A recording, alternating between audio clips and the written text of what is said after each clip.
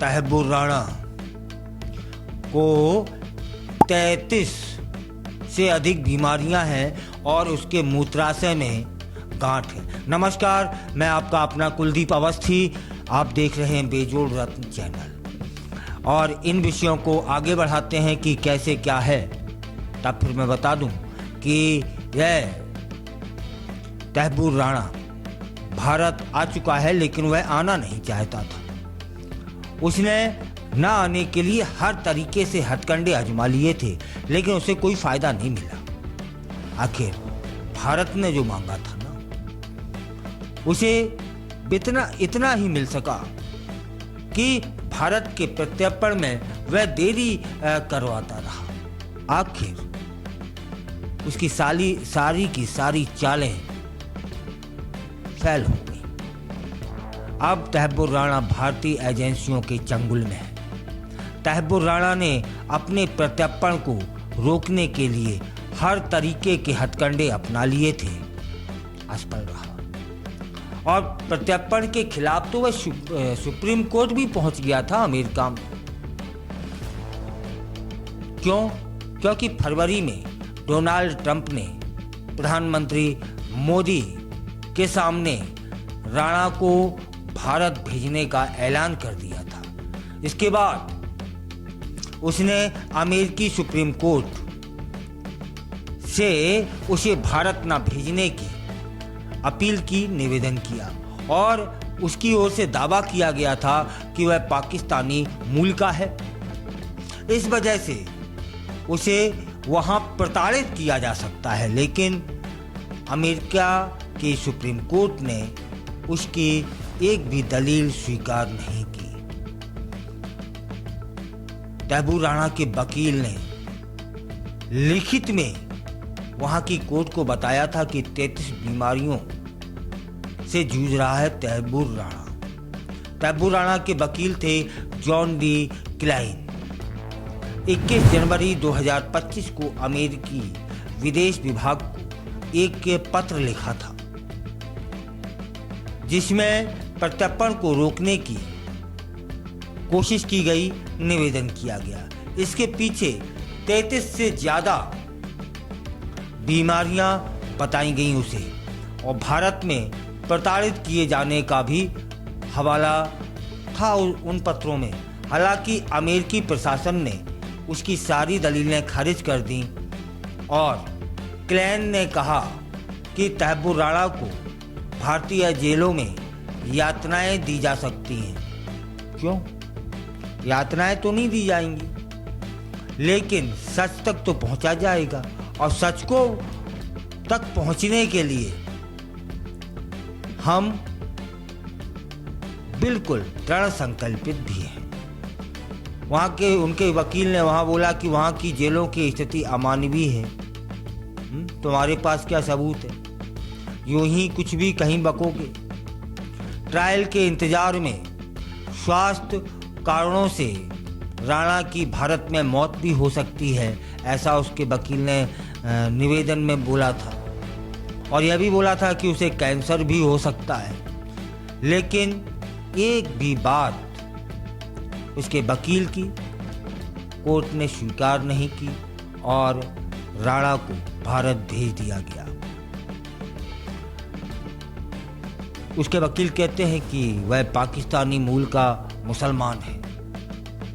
ठीक है, हम भी जानते हैं, तो हिंदुस्तान में काहे के लिए ये उत्पात मचाने आए थे। पत्र में ही लिखा गया है कि लॉस एंजल्स जेल में 5 साल जब वह रहा, तब उसकी तबीयत खराब हो गई। अब तबीयत का रोना रो रहे हो, तब याद नहीं आई थी कि क्या करवा रहे हो।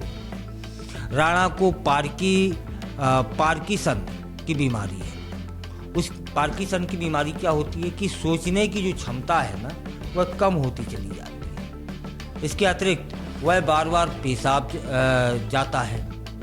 याददाश्त की उसके समस्या है, जिससे वह जूझ रहा है। वकील नहीं कहा, और वकील ही बताता है कि राणा के मूत्राशय में गांठ है और वह कैंसर हो सकता है। हाँ, परमात्मा हो तुम लोग, हैं? गांठ है, वह कैंसर हो सकता है। जांच कराई थी क्या? बचने के लिए सारे उपाय खोज लिए, लेकिन झूठ कहाँ काम आता है साहब, हैं? बीमारियां बड़ी बड़ी भयानक बताई गई हैं, जैसे तीसरी स्टेज का क्रोनिक किडनी डिसीज है, कोरोनरी आर्टरी डिसीज है, निष्क्रिय तपेदिक है उसको,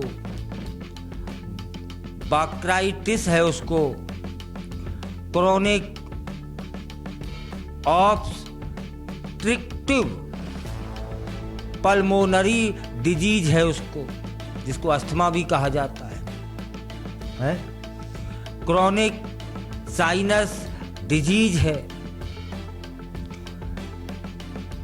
ब्रोंकाइटिस भी है, सोरायसिस भी है, बढ़ा हुआ प्रोस्टेट भी है, सुनने में उसको दिक्कत है, हाइपोथायराइडिज्म भी है। भैया कितनी बीमारी पाले हैं। मंत्रालय का साफ बयान था, विदेश मंत्रालय का, कि इतनी सारी बीमारियां हो या और भी कुछ भी हो, आखिर वह भारत तो जाएगा।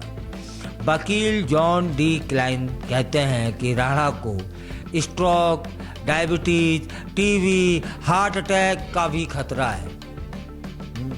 उसे डायलिसिस की भी आवश्यकता पड़ सकती है। पड़ी तो नहीं ना। उसका कैंसर का इलाज चल रहा है। अगर ब्लड कैंसर का पता चल गया तो अब फिर उसे सर्जरी और कीमोथेरेपी भी करानी पड़ेगी। हम भी कर देंगे, चिंता नहीं करो। कीमोथेरेपी अच्छी वाली 26/11 याद आ जाएगी। वकील की इस लंबी स्क्रिप्ट को अमेरिकी विदेश मंत्री मार्को रूबियो ने तुरंत खारिज कर दिया और 11 फरवरी को लिखे जवाबी पत्र में वे कहते हैं कि तहब्बुर राणा को भारत भेजा ही जाएगा। साथ ही कहा कि प्रत्यर्पण में अंतर्राष्ट्रीय नियमों का भी पालन किया जाएगा। अब मतलब ये हुआ कि देखो आप, इसने प्रत्यर्पण को रोकने के लिए सारे हथकंडे अपना लिए थे और इसके बावजूद जब प्रत्यर्पण होता है तब फिर समझिएगा कि भारत ने किस कदर पैरवी की होगी। उसके सारे के सारे दावे किस तरह से खारिज किए होंगे और किस तरह से क्या होता है साहब, सच के आधार पर। और सच तो सच है, झूठ बोलोगे, झूठे दावे करोगे, खारिज तो होंगे ना। 33 से अधिक बीमारियां बता दी जो आपने अभी सुनी होंगी। ऐसी कोई बीमारी नहीं है कि जो उसके शरीर में नहीं है, तो फिर जिंदा कैसे है भाई, है? फिलहाल वह भारत की एजेंसियों के समक्ष है और सारे सवालों का जवाब देने का प्रयास हो रहा है कि वह जवाब दे दे, वह बता दे कि इस घटना को अंजाम देने से पहले उसकी भूमिका कितनी, कहाँ, कैसे रही थी।